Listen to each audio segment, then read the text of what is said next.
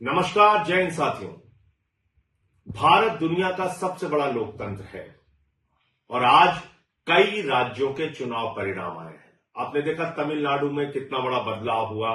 एक नई party TVK, जिसके नेता विजय को इतना भारी जन समर्थन तमिलनाडु की जनता ने दिया। लोकतंत्र में कई बार ऐसे फैसले जनता देती है, एक नई पार्टी के पक्ष में अपना समर्थन देती है। वो तमिलनाडु में देखने को मिला। बंगाल में जो कुछ हुआ, आज उसको लेकर टीवी चैनल पे जश्न मनाया जाएगा। गोदी मीडिया बड़ी बड़ी बातें करेगा, तमाम उपलब्धियां गिनाएगा मोदी जी की और अमित शाह जी की और भारतीय जनता पार्टी की नीति की, रणनीति की, बहुत सारी बातें होंगी। लेकिन क्या यह वास्तव में लोकतंत्र की जीत है? क्या यह जनता के फैसले की जीत है? क्या आज इस चुनाव परिणाम के पीछे का जो सच है वो इस देश के लोगों को भूल जाना चाहिए और सिर्फ बीजेपी का गुणगान करना चाहिए? मुझे लगता है नहीं। सारी चीजों का मूल्यांकन होना चाहिए। किस तरह से बंगाल के चुनाव को चुनाव आयोग ने प्रभावित किया, किस तरीके से एसआईआर के जरिए जनता के वोट को लूटा गया। आज पता यह चल रहा है कि 3 से 4 लाख वोटों का अंतर है बीजेपी और टीएमसी के बीच में।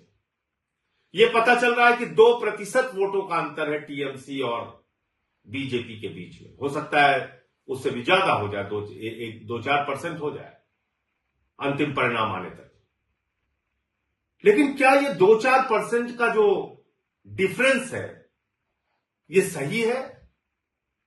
यह वास्तव में बीजेपी का चुनाव जीतने का आधार है?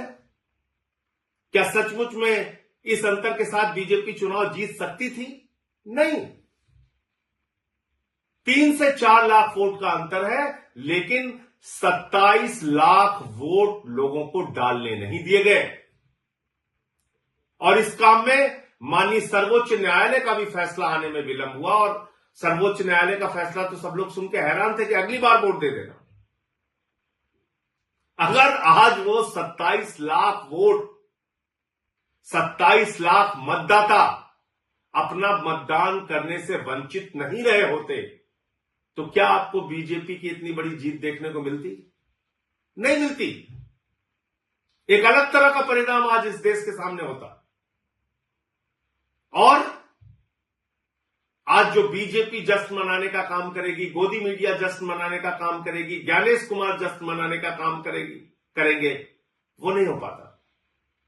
लेकिन दुर्भाग्य से एसआईआर के जरिए लाखों मतदाता, 27 लाख मतदाताओं को वोट के अधिकार से वंचित कर दिया गया। तो ये जो बंगाल की जीत है भारतीय जनता पार्टी की, दरअसल ये लूट तंत्र की जीत है, लोकतंत्र की जीत नहीं है। कितनी गंदी भाषा का प्रयोग किया गया चुनाव में, प्रधानमंत्री के द्वारा, गृह मंत्री के द्वारा, बीजेपी के नेताओं के द्वारा। चलिए, वो चुनाव का एक पक्ष है। किस तरह से वहां पे केंद्रीय सुरक्षा बलों का इस्तेमाल किया गया, लगभग 2.5 लाख सुरक्षा बलों का वहां पर इन्फोर्समेंट किया गया, डिप्लॉयमेंट किया गया। 2.5 लाख सुरक्षा बल लगाए गए। कल्पना कीजिए, अमेरिका ईरान से लड़ने के लिए 50,000 सैनिकों का इस्तेमाल करता है और भारत की मोदी जी की सरकार ममता बनर्जी से लड़ने के लिए 2.5 लाख सैनिकों का इस्तेमाल करती है। इतनी बड़ी दुश्मनी ये निभाई जा रही है। फिर इस चुनाव में यह भी प्रश्न उठता है कि किस तरह से विपक्ष के जो नेता थे, कांग्रेस पार्टी जो थी, राहुल गांधी जो थे, वो जाके वहां पे ममता बनर्जी को ही टारगेट कर रहे थे। 3 से 4% वोट उन लोगों ने भी काटा। वो एक अलग प्रकार का सवाल है।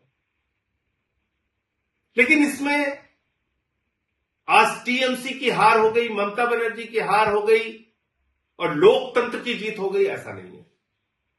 सच्चाई को छिपाया नहीं जा सकता।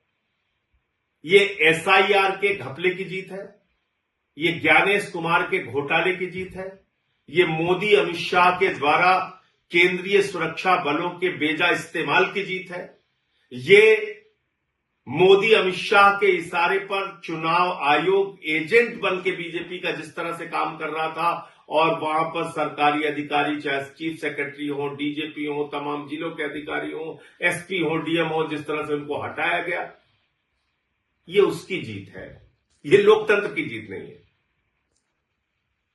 इसके अलावा भी दूसरी बात है, जनता से भी कई प्रश्न हैं। अब जैसे दिल्ली का चुनाव हुआ, दिल्ली के चुनाव में आम आदमी पार्टी ने जो वादे किए पूरा किया, उससे ज्यादा काम करके दिखाया। लेकिन अगर आपको प्रधानमंत्री के 2,500 देने के झूठे वादे पर यकीन था, तो इसमें गलती आम आदमी पार्टी और केजरीवाल की नहीं थी। आज अगर बंगाल के चुनाव में, पंजाब के चुनाव में या दूसरे राज्यों के चुनाव में भारतीय जनता पार्टी जाती है, झूठे वादे करती है, उत्तर प्रदेश के चुनाव में, और उसका मूल्यांकन किए बगैर अगर आप उसको वोट करते हैं, तो इसमें उन पार्टियों की गलती नहीं है। हमको भी अपने बारे में सोचना पड़ेगा। पंजाब में हमारी सरकार ने जो वादा किया उससे ज्यादा काम किया, दिल्ली में हमने जो वादा किया उससे ज्यादा काम किया, लेकिन मोदी जी झालमुड़ी खा के चुनाव जीत रहे हैं, झूठे वादे करके चुनाव जीत रहे, कह रहे 3,000 रुपए देंगे। दिल्ली में महिलाओं को 2,500 नहीं दिया, बंगाल में जाके कह रहे 3,000 रुपए देंगे। उनकी नफरत की राजनीति पे अगर आपको गुस्सा नहीं आता,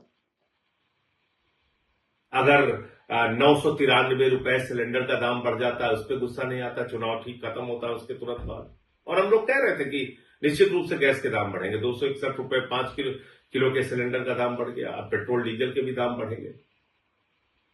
लेकिन अगर इन सब बातों से जनता को कोई फर्क नहीं पड़ता, तो भारतीय जनता पार्टी को क्यों फर्क पड़ेगा? मोदी अमित शाह को क्यों फर्क पड़ेगा?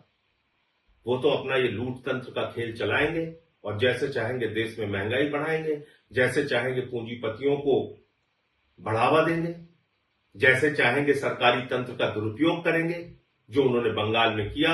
ईडी का दुरुपयोग किया, सीबीआई का दुरुपयोग किया, चुनाव आयोग का दुरुपयोग किया, हजारों करोड़ रुपए पानी की तरह बहाए, अधिकारियों की ट्रांसफर पोस्टिंग सस्पेंशन किया, 2.5 लाख वहां पे केंद्रीय सुरक्षा बल लगाए, चुनाव का माहौल बिगाड़ा, जो कुछ भी वो कर सकते थे उन्होंने किया, और बंगाल में बीजेपी आज चुनाव जीत गई। लेकिन याद रखिएगा, उड़ीसा की हालत अभी आपने देखा होगा, जीतू मुंडा की तस्वीर देखी होगी, किस तरह से वो अपने बहन के कंकाल को अपने कंधे पे लेके डबल इंजन की सरकार में बैंक जाते हैं 20,000 रुपए पाने के लिए। बंगाल में भी अब ये आ गए। जो नफरत की राजनीति पूरे देश में बीजेपी कर रही है, अब उसकी शुरुआत बंगाल में भी होगी।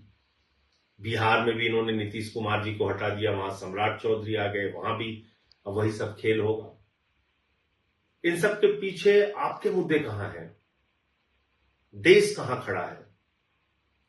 अगर आपको इस बात पे गुस्सा नहीं आता कि ट्रंप भारत के प्रधानमंत्री को हर दिन अपमानित करता है, भारत को अपमानित करता है, भारत को नरक कहता है, लेकिन प्रधानमंत्री कुछ नहीं बोलते, अगर आपको इस बात पे भी गुस्सा नहीं आता कि देश का एक हिस्सा मणिपुर जल रहा है और प्रधानमंत्री खामोश है, पड़ोसी राज्यों से भारत के प्रधानमंत्री के रिश्ते अच्छे नहीं है, महंगाई देश में चरम पर है, बेरोजगारी चरम पर है, किसानों की आमदनी दोगुना करने की बात पूरी तरीके से झूठी साबित हुई, काला धन लाने की बात झूठी साबित हुई, और अगर आपको इन सारी बातों पे गुस्सा नहीं आता और राज्य दर राज्य इस तरह से लोकतंत्र को लूट तंत्र में बदलकर चुनाव जीतने का बीजेपी का अभियान जारी रहेगा और हम और आप खामोश बैठे रहेंगे, तो याद रखिएगा, बीजेपी तो अपना रास्ता तय कर रही है, लेकिन